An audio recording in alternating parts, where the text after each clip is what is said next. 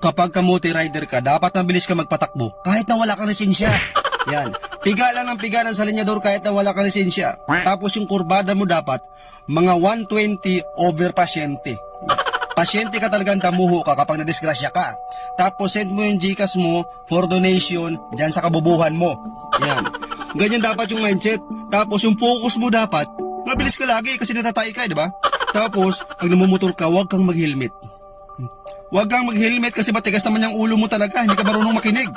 Feeling mo kasi pugi ka, kaya tinanggal mo yung helmet mo para ipakita yung pagmumukha mo, ang kapal ng mukha mo. Yan, yung mindset mo ganun dapat, huwag ka mag-helmet. Bahala na mahuli. Tapos, yung tambutso mo, kailangan maingay yan eh. Kasi kulang pa. Lakasan mo pa.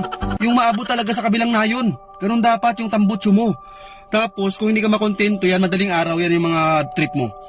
Biyahe ka na madaling araw, piga-pigain mo doon sa mga bahay na natutulog na. Yan, para magalit sila sa'yo lalo. Diba? Pigain mo. Pabida-bida ka, diba? Akala mo pugi ka? Wow! Saan banda? Diba? Tapos, piga-pigain mo pag hindi ka na kontento. Yung tainga mo, ilapit mo sa tambutso, i-connect mo doon. Tapos, pigain mo ng gusto para marinig mo. Para matauhan ka.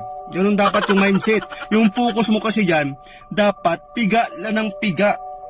Pigain mo hanggang bahala ka kung saan ka mapunta, bahala ka sa buhay mo.